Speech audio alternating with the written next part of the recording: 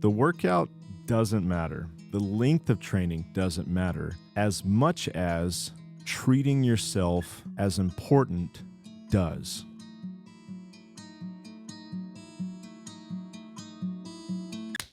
So I want to start with the story, and I want you to hang in there because it's a good story, first of all, but two, there, like any great story, has some latent symbolism that we'll use for our chat today. The story starts with me at the side of the road. It's about 2 degrees Fahrenheit. We're on I-70 in between Vail and Denver, and gas is dumping out of our cargo van. Each person in my family is crying, and they're waving to me as they hop into an Uber heading towards the airport. Now, we as a family, and don't judge, okay, but as a family, it's been a dream of ours to have a cargo van and to do some nomadic traveling, whether in Colorado in snowy conditions or see some of the national parks. And we just got this van. This van to us is brand new, and I have no idea what's going on. But the reason that we're on I-70 is because I got to get my 3 children and my wife to the airport while I continue on to Wyoming to do some work. We need to get them to the airport or they're going to miss their flight. And so we call an Uber driver on the side of the highway, and miraculously he pulls up. His name's Abdullah. There's a big shoulder in between the highway and the service road that he's on. And this guy gets out of his SUV and he goes through the snow as I'm handing each one of my children to him to put into his car. This is a traumatic experience for my family because they're leaving their dad and their husband on the side of the road, just hoping that he figures it out. And this guy, Abdullah, he picks up on that. And for the entire 2-hour drive to Denver, he's sharing scripture with them. He's sharing his own experience. When they get to the airport, he doesn't do like most Uber drivers and say, "See ya." He parks his car. He gets out of the car. He helps them into the terminal because he clearly is aware that they're by themselves. And this guy, as I look back, is an angel delivered from heaven on behalf of my family. Now I'm stuck at the side of the road, gas pouring out, and the protocol in Vail is that you have to alert the police, and then you alert the fire trucks, and then you can only get a tow truck after those guys have cleared you because it's potentially dangerous. And so I'm on the side of the road. My jeans are wet up to my knees because I was also going through the shoulder and through the snow. Fire truck, 3 police cars, and finally a tow truck shows up. And because this is a cargo van, there's no dealerships in town that can do anything for it. So I also have to go to Denver. This tow truck pulls up, and I want to describe to you the best that I can what this gentleman looks like who's driving the tow truck. He has coveralls on. He's got a missing front tooth. He's got a Kenny Chesney cowboy hat that looks like he's been sitting on it. And he's got so much tobacco in his lip that he can't close his mouth. His name's Travis. And I beg and plead with him because he's a local tow truck. Is there any way that you could take me to Denver where there are dealerships that can somehow tell me what's going on with this van? He calls his boss and he says, "Let's do it. Let's go." And I have one of the most interesting rides to Denver that I've ever had in my life. First of all, I don't get a single word in. All I do is listen to this guy. And he tells me his life story, and he's either completely full of crap or he's quite possibly the most interesting man in the world. He's lived in the Beaver Creek, Vail area for the last 30 years. He's basically a glorified ski bum. He's a chef, a tow truck driver. He works for the city and like 3 or 4 other jobs. Now, when we finally get to the dealership, what he's heard me go through is calling each one of these Mercedes in town. There's 3 or 4 throughout the huge metropolis that is Denver, and none of them say that they can help me. none of them say that they have any availability. It's January. They say they can't help me until May. And so as I'm arriving at this place that he's dropping me off, I've pretty much figured out that I'm going to live in Denver. There's like no way for me to get home. Nobody's going to help me. And so the second angel in this story, Travis, instead of dropping me off and saying good luck, we sit there in the cab and he says, you know what? Let me go inside with you. And this guy is crazier than March Hare. I mean, he even looks insane. He's got hair sticking straight out like he just got electrocuted. He sticks his cowboy hat on, zips his coveralls up, and he says, watch this. Now, in this Mercedes dealership, like many car dealerships, there's a dealership portion, and in the back, there's the service portion. As you and I both know, no one's supposed to go into the service portion. That's where the employees work. He makes a very loud to-do that he's in there, and he says, where's the manager here? I'm looking for the manager. And he never stops moving. He keeps moving back until he's in the deepest recesses of the service department. At this point, I'm like, man, come on, don't make a scene. But at that point, he has made a scene. He's made such a scene that the manager, 3 service techs, and a whole bunch of other employees are like, hey, sir, you can't be back here. And he says, good. I'm here because you need to help my friend out on the phone. You said that you couldn't get him in until May, but this guy's from Dallas. His family's not even here, and he needs you to do something. In miracle of miracles, the head of the service department is like, well, let me see what I can do. And then Travis leaves. Now, he didn't have to do that. He was busy enough. He had to get right back for another tow, all the way 2 hours back to where he was. But he took the time to do that because he knew it would have the effect that we were looking for. He leaves. I'm there at the dealership, and I'm still just sitting on my hands because we need some tech. Now, mind you, it's January. My van's outside. It's snowing. I still, even though we've been pretty lucky so far, I still don't think anything's good going to come of this. And the third angel shows up. It's Frank. Frank's got a shaved head. He's got a spiderweb tattoo on his neck.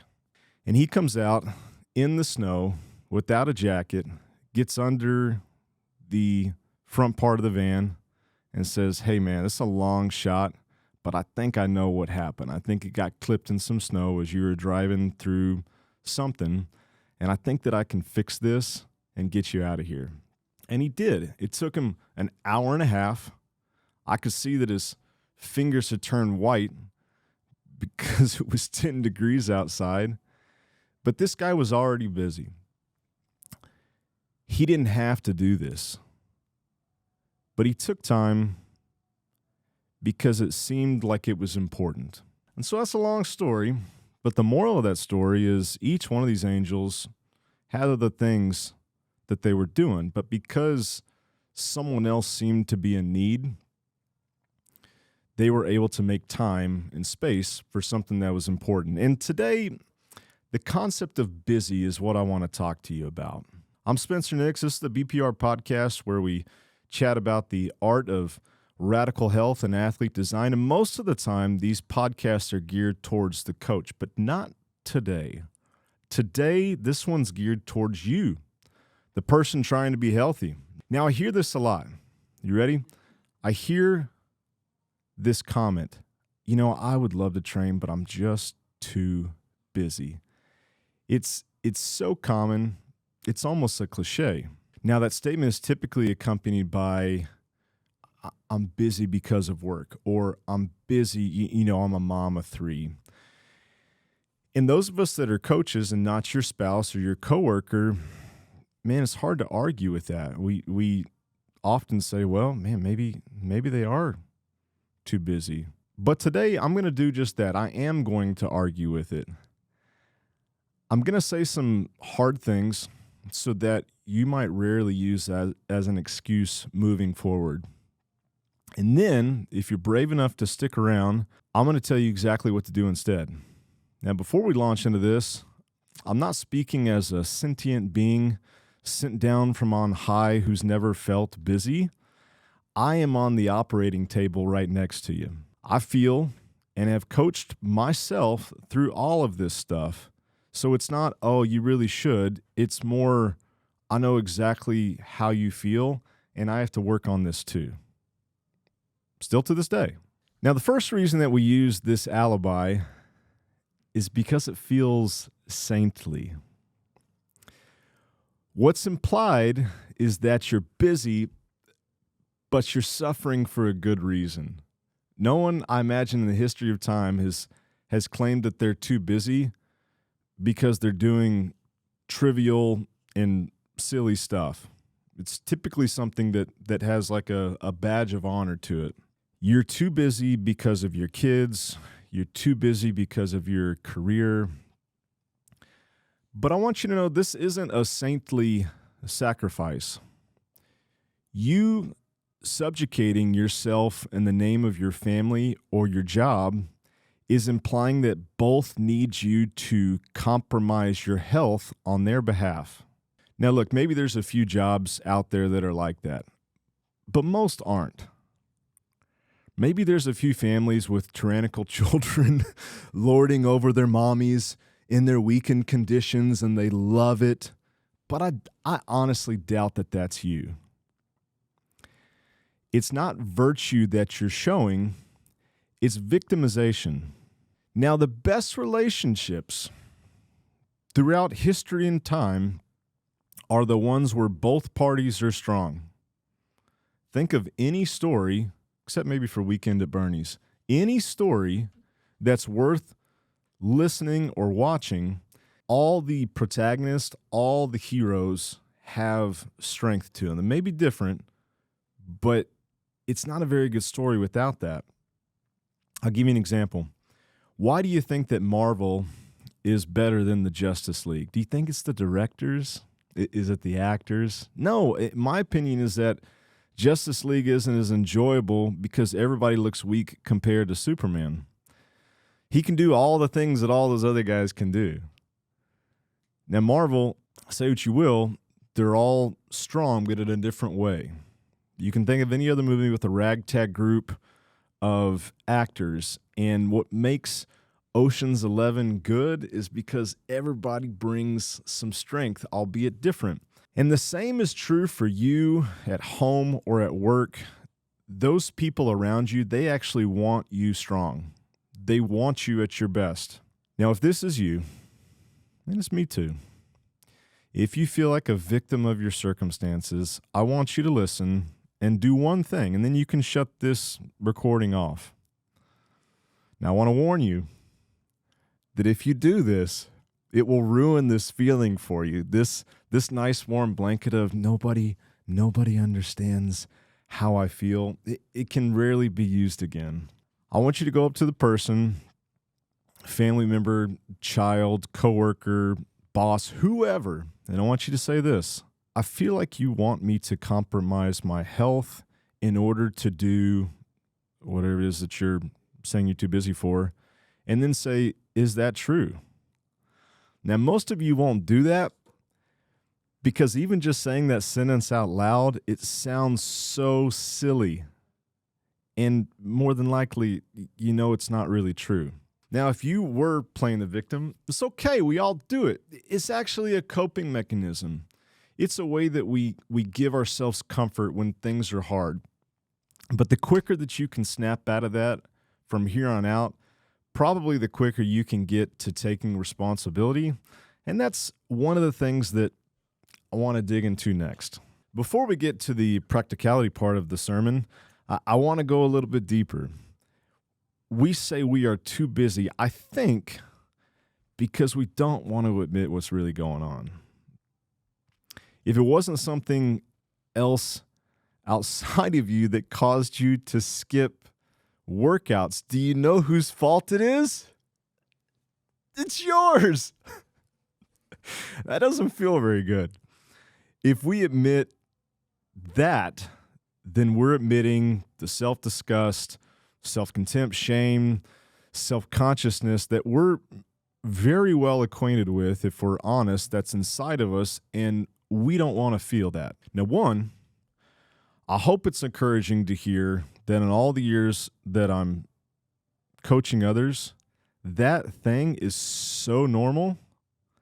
I don't know anybody I've talked to except for sociopaths or narcissists that don't feel that way. Second, my hope is that when you make a mistake, like saying you'll work out and then you don't, that you hate the sin but not the sinner.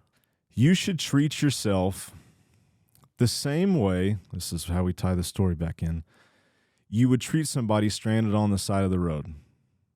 Someone who's get their kids to the airport. Someone who needs their car fixed. Don't speed up and say I'm too busy, but slow down and figure out just for a moment what's really going on and what that person that is you actually needs. My guess is that you're not too busy and that you do deserve to be healthy. You just have a flawed way of thinking about being healthy. Now, as we move into the implementation portion of our class, students, I want you to remember 3 things whenever you start a new chapter of health and fitness. 1, you got to plan creatively. 2, you got to pay attention. And then 3, you got to prioritize yourself. When I say plan, it's not what you think. It's not the obvious. I want you to find a coach or a friend who's really into fitness. I want you guys to drink a whole bunch of coffee, and I want you to get a whiteboard out or a computer, and I want you to come up with 30 different workouts. I want you to come up with a workout you can do when you're low in energy, when you have little time, when you have lots of time and you have high energy, when you need to blow stress off, when you're in the garage with the equipment you have, or when you're with your kids or without them. I want you to make a list and have that readily available at all times. You have only 15 minutes, you're at home while watching kids and you have low energy, there's a workout for that. You have a packed day, but there's a treadmill in the office gym that never gets used, there's a workout for that during your work call. You got to be way more creative than to say, I can only work out if it's 60-minute increments at a gym. If you really are busy, you're going to have to go off the reservation of ways to get it done. Get in the habit of always wearing clothes in your daily life that you can move around in. Yeah, some of us have to wear, some of us, not me, some of you have to wear really nice clothes, and so it probably makes sense that you bring a pair of workout attire always in the back seat, almost like a spare tire. But the point is, remove any excuse that you have to not train and come up with contingencies, that's the plan, around every obstacle you say that you have. You may be busy, and you probably are, but you're not too busy if you can spend a little bit of time getting creative. Now, second, pay attention. You have your contingency plan, but that's a backup. That's not ideally what we want to be doing all the time. We're not like putting duct tape on this whole system of exercise. And so if you have a plan, ideally what you're going to do, say go to the gym 3 times a week, and you fail more than a few times, it's not a very good plan. If a car breaks down 3 times in a row, you got a problem. You know what I mean? So if this is you, pay attention. Don't just chalk it up as to a lack of motivation or you just got to try harder. There's something within the system of your life that needs to be tweaked. What's happening the night before? What did you assume it would take to be able to exercise at this time, and what did it actually end up taking? Most of the time, we underestimate even the length of time that it takes to do something like that. It's not just exercise, but it's the transition and the margin on the front and the back end. So consider that. If you're making mistakes over and over again, take a step back, slow down. That time spent will make the rest of your life more efficient. It's very counterintuitive. You'll need to keep doing this as long as your life continues to change and as long as you continue to be busy. It's just what's required if you want to be healthy. Now, before we go, I have one more P for you, and it's prioritize. Nobody should be telling you to compromise your health on their behalf, and quite honestly, I imagine that they aren't. Whatever your reason for being busy, it doesn't justify mistreating yourself. And that's what you're really doing when you're saying you're too busy. When I hear I'm just so busy, what I really hear is I don't care about myself. That's what I hear. And I know that's not true. So as we close, the workout doesn't matter. The length of training doesn't matter as much as treating yourself as important does. Thank you for listening.